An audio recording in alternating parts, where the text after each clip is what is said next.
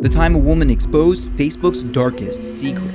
This is Frances Haugen, and she's a data scientist at Facebook on something called the Civic Integrity Team, basically trying to prevent posts like this, or potentially messing with important events like elections and wars. And back in 2020, her team finds some problems. Obviously, fake posts keep going viral on the platform, like this picture of Shrimp Jesus with 170,000 likes from last year, but the main issue is the platform pushes the most extreme content possible because it keeps people scrolling. So her team raises the alarm, they warn Facebook leadership, and they're told changes are coming.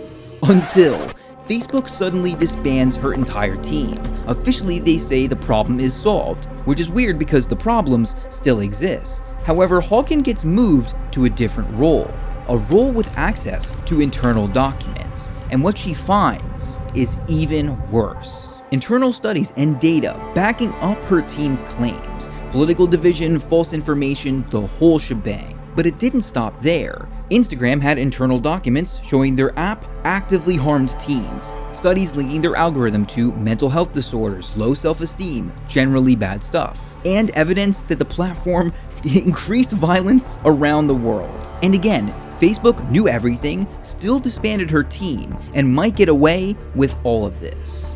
Until Frances decides to go public. She collects thousands of documents and gives them anonymously to the Wall Street Journal. She is a mystery whistleblower, and they publish an entire series of articles detailing her claims. Then she goes on 60 Minutes, which is like the boomer version of the Super Bowl, revealing her identity and reaching millions. And then she testifies in front of the US Senate, which if you're not from the US is like a really big deal. And the entire world sees what Facebook was hiding. But after all this, what actually happened? Well, Frances did inspire some investigations in the US and Europe, and the US Congress called for regulations on social media, none of which have been implemented. But for her work, Frances Haugen won the 2022 Luxembourg Peace Prize.